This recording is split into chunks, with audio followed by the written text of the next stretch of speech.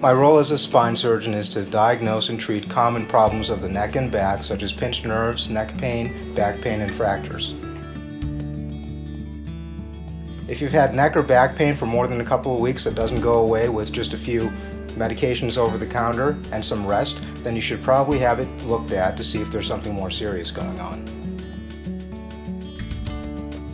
Because of the numerous subspecialties we have within our group, we can treat just about any musculoskeletal disorder.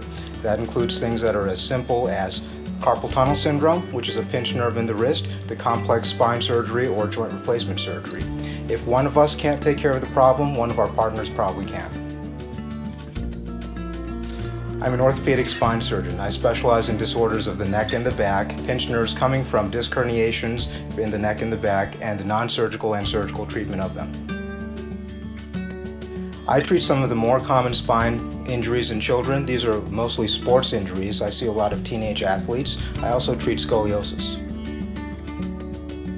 It's very important to understand why the patient has come to see me. A lot of times the patients have had some treatment before they come to see a spine surgeon. Sometimes they come on their own. Sometimes their primary care physician recommends that they come to see me. But it's important to understand what they expect at the time of the visit. A lot of times they've been through treatment that's non-surgical and really just want to get the problem taken care of. Those patients are good patients to discuss surgery.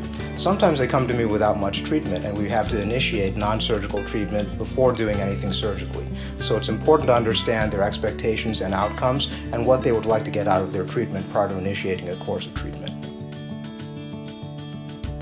After spine surgery, most patients will have excellent relief of their pinched nerve types of symptoms. However, they'll have some surgical pain. It's important for them to understand beforehand how much time they'll need to take off work, what type of activity modifications they'll need to make, whether or not they'll need to wear a brace when they can start to drive again. I try to go over all these issues with my patients beforehand so that they have reasonable expectations afterwards.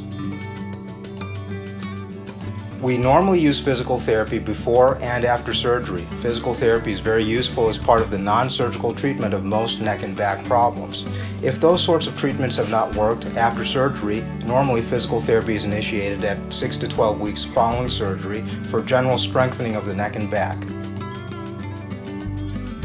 Most commonly, I see my patients 2 weeks after the operation and at 6 weeks intervals after that until their symptoms are relieved or until their operation has healed. Of course, if there is a problem, I like to see them back sooner. Fellowship training means that after 5 years of orthopedic surgery residency, one chooses to do additional training in a subspecialty. Subspecialties include things like spine surgery, hand surgery, or trauma.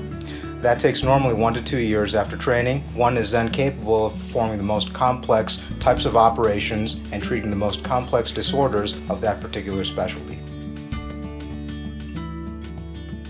One of the biggest advances we've had in spine surgery over the past few years has been the advent of minimally invasive surgery. This lets us do complex spine operations that previously required a big incision and lots of recovery and lots of pain afterwards through much smaller incisions, achieving the same outcome and the same goal. Laminectomies and microdiscectomies are very common spine operations used to treat pinched nerves, or sciatica as it's commonly called. Sometimes we also do spinal fusions to treat spinal instability and operations to treat vertebral compression fractures. You know, a lot of people come to see me with severe pain due to a pinched nerve or due to a spinal fracture. Sometimes it's incapacitating, sometimes it's been going on for a very long time.